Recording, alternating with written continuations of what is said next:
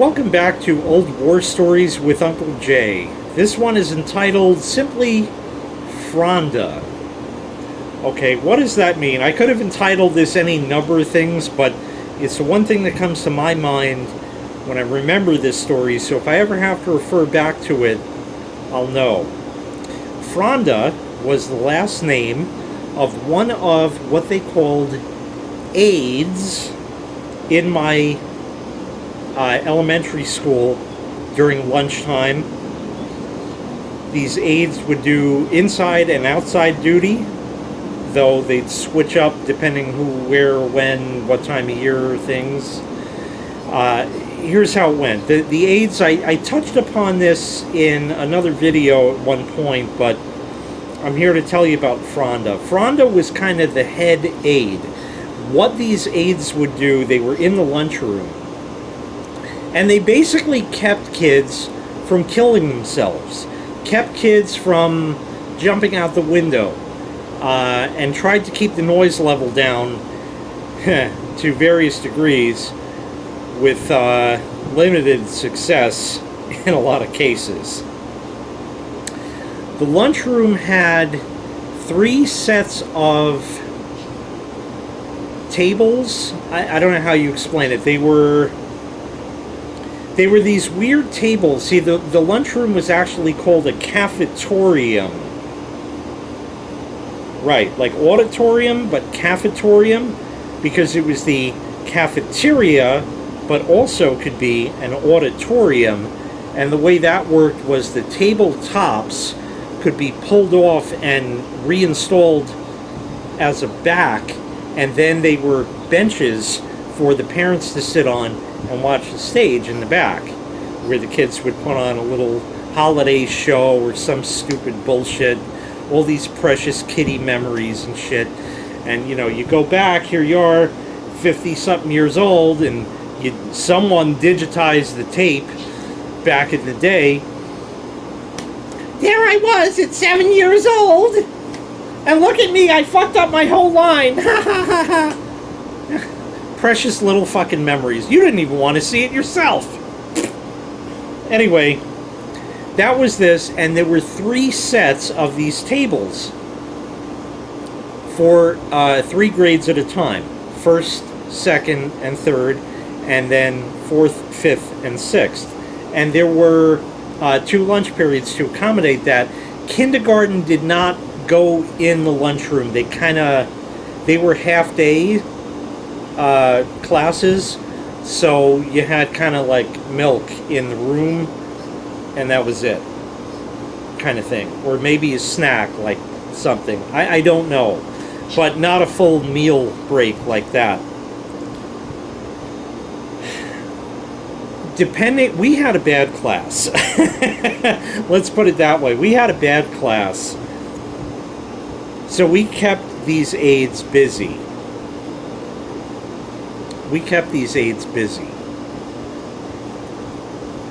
Fronda was a real fucking witch.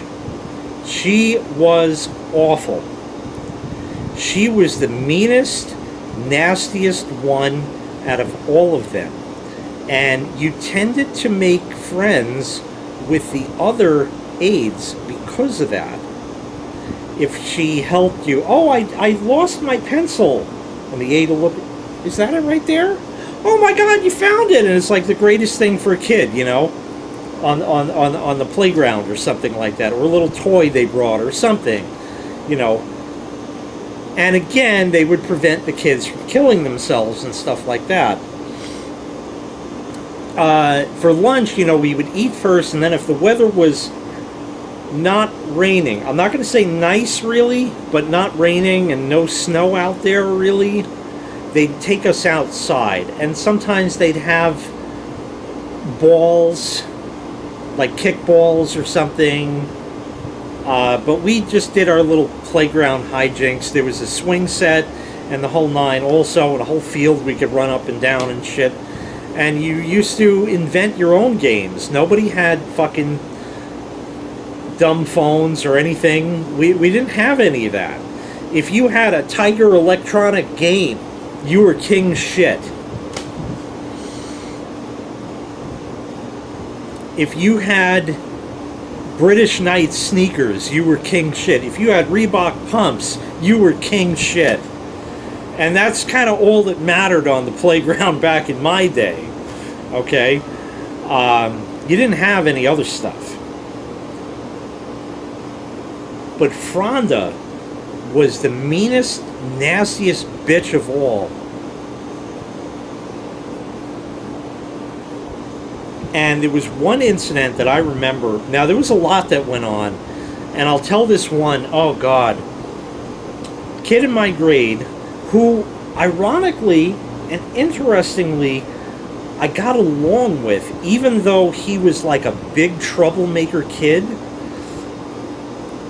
I don't know if I kind of yesed him to death or whatever, or we just kind of got along somehow. But we sat next to each other when I was in the 6th grade class. But he was like always in trouble. He'd sometimes not show up to school. You know, he was like one of those kids, you know. He'd eventually be caught doing drugs or something like that. And I think he made his way down to Texas somewhere and he's made a life for himself and whatever. But he kind of had a troubled childhood. I don't know if it was his upbringing or whatever it was. But we kind of hit it off a bit. He was very rambunctious. His name was James. But there was this other kid that we all made fun of, whose name was Christopher. And for some reason we called him Whitey. Now, that's pretty racist today. But back in my day, little boys and girls, that didn't mean what it does today. Pardon.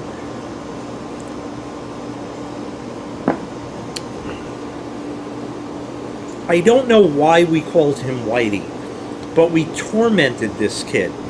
He had sort of a speech impediment, not in terms of how he'd pronounce things, but sometimes he'd just go, duh, you know, he'd like lose it for half a second, so we'd make fun of him with that. He always tried to act cool and be cool and tried to be the best, but he overdid it and it showed. The kid was obviously trying too hard, is what it was. And I don't know what ended up happening to him. He got into cell phones at an early time, and after high school we drifted apart, and he was trying to like clone cell phones so multiple people could use the same one because they were so expensive. I don't know what the deal was with this back in the day, or if it were even possible. A lot of times he had very outlandish ideas. I think he did give me a computer monitor once, and I don't know if I still have it. I don't know how that came about, but anyway, we were in elementary school, and James was this very rambunctious kid. We had these lunch trays. They were styrofoam back in my day, boys and girls. They had 5 compartments on them. 2 big compartments kind of in the front, and 3 smaller ones. The 2 outers were different than the center one, which fit the little carton of milk you may have used to gotten in school back in the day, if they even do that anymore, because milk was important for all our fine young and upcoming Americans to grow healthy bones and teeth and shit like that. You know, that was important in my day. I don't know how much of that goes on today, where you drink soy milk, soy juice. Anyway, and all these allergies that people have. So it had the area for that, and typically in one of the other back areas you'd get a little dessert, like a little paper cup of Jell-O, or sometimes they had these like cherries, I can't really explain, that were in a little paper cup, or rice pudding maybe, I don't know what else really. It was just a small amount as a little thing. And then you typically got the main dish might have been, I don't know, a piece of fried chicken, making this up, and peas or corn or something. Sometimes it was like spaghetti and meatballs kind of thing. And I don't know if you'd get a vegetable with that or something. And the milk and the dessert, and I don't know what went in the other fucking thing, whatever.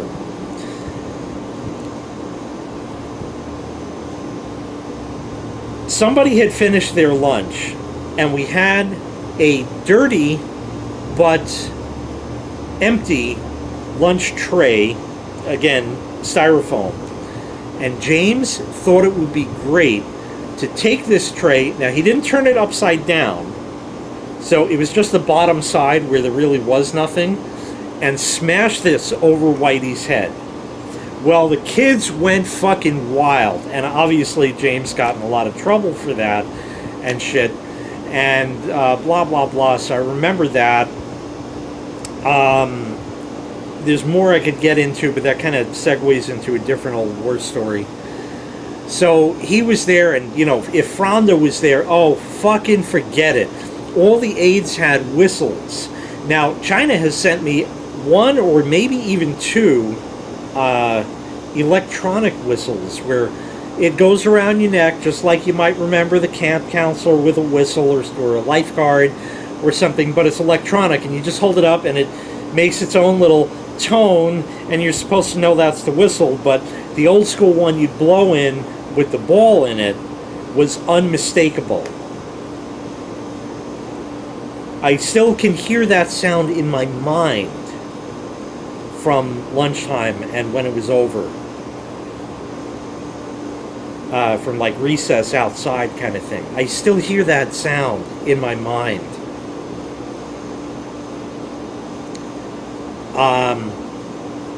Fronda was the worst. There was one incident with me.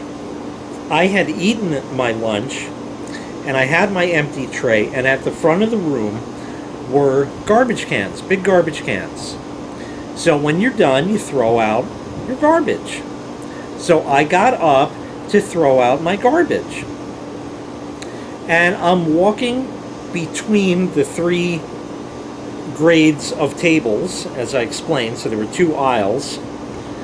And in the walkway, so to speak, there was a plastic spoon. Your typical everyday white plastic spoon. In my day, these were breakable. They have the ones today where you could get like a plastic fork and it's all like bendy and shit.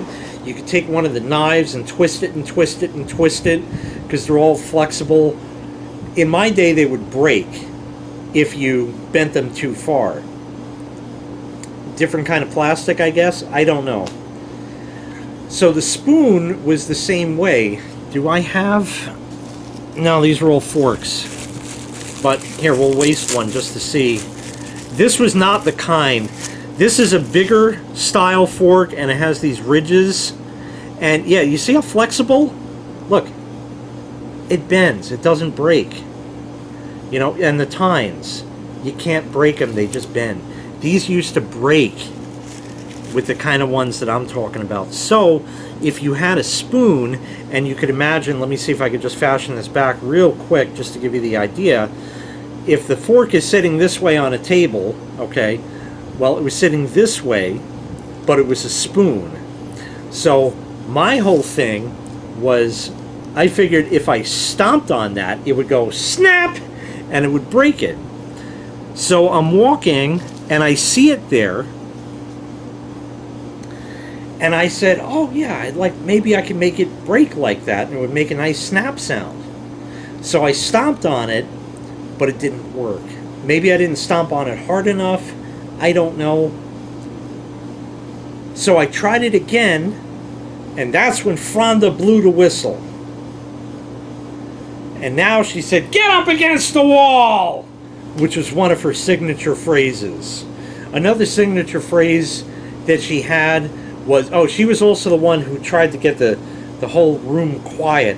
So she'd blow her whistle in there and say, "May I have your attention?" And the kids would keep talking and keep talking. Blow the whistle again. And the other aides would go, "Shh, shh, shh." And she had nothing important to say as usual. Never any good news. She was always just a crab-ass fucking bitch. And you couldn't even say, oh, it's a nice day today. She'd say, you'll get a sunburn. You know, so she was just a crotchety old bitch. So, very disagreeable. And I remember one time she couldn't get the kids to get quiet. I don't know what happened that day, but the kids just weren't having it. And we did not get quiet no matter what. And she tried multiple times, to the point where she called one of the custodians in and had him set up a microphone at the stage at the back of the room so she could have a microphone to publicly address people. Where, interestingly enough, in middle school, that's how they did it in the lunchroom. They already had that. But anyway, she went back there, and the guy, Robert, the custodian, hooked it up and set it up for her, and she was live, and she said, "May I have your attention?" And now the kids are like, whoa, whoa, whoa, what? This never happened before. And then she gets on the horn about, in my 32 years, never have I had to use a microphone to get you kids quiet. The noise factor in here is incredible. And she would just crab on and on and on. Well, Fronda would also take kids and you know, if they did something, you know, she'd start laying down the law. And she said, and if I catch anybody else doing that, you're my guest for a week. That was her other line. You're my guest for a week. So anyway, I remember stomping on the spoon and she threw me up against the wall. Now, I was a good kid, okay? I didn't fuck around or misbehave or anything really. So this was very, I would say, uncalled for. In other words, kids who always act out, you expect will get in trouble and shit like that. But a kid who committed a very, very minor infraction would be granted leniency. I guess I was in the end, but she wanted to put a good scare in me. So she kept me against the wall, and now it's time for the kids to go back to the classroom. So they sent us out for us to go back to class. And whoever was up against the wall, she'd now speak to. And she took care of everybody else and held me for last, just to like fuck with me. And she said, "Jason, I'm really surprised at you." I said, I was trying to tell you it was in the way. I was simply trying to kick it out of the way. I was trying to make a cover-up story. And she said, well, whatever you were doing, it didn't look like that. And God help you if you ever step on another spoon. Now go back to class. What a fucking witch. And here's the clincher. On the last day of school, she took great, great pride in standing outside with all of the kids before they are to enter the building and go to class, so they don't kill anybody. She took great pride in saying, "Oh yeah, gonna be starting middle school next year, huh? I'm coming with you." Oh, what a bitch. What a bitch to say that. And of course it never happened. And then I realized that she was telling that to kids for years because she had grown such hatred from everybody like that. What the other aides thought of her, I don't know. As far as the principal was concerned, this woman is doing her job, you know, shit like that. I don't know. But what a fucking witch, this Fronda bitch. God, that was just pure fucking evil at the end to say that. There's certain people that, you know, people often say, oh, I don't wish death on anybody. I have just a few people on my list who I wish death on. One was Pat, my old boss at Tiny Middle. He can fucking die. I don't give a shit. And I will step over the dead body. I don't give a shit. He was evil. This Fronda bitch is another one, who again, I could just kick her fucking head in after she's already dead. You don't do that to people. Okay, there's a point where there's being mean and crotchety and shit, but when you're just pure fucking evil, you deserve what's coming to you. You really do. There's not many people on that list, and it's extraordinarily difficult to get on that list. But yeah, I still hold a grudge about that to this day because of how she was. I am sure there were a few others who were in my class that probably, if they ever watch this, which they won't, would agree with me. I don't think there's going to be too many out there who would say, oh, she was a nice lady, or she had grandkids and she was a wonderful grandmother. Maybe that was the case outside of school, but it sure didn't fucking seem that way. Anyway, this has rambled on long enough, so we're going to cut it there. Thanks so much for watching. I really appreciate it. Make sure you click like, make sure you click subscribe, and take care. We'll see you next time. Bye-bye.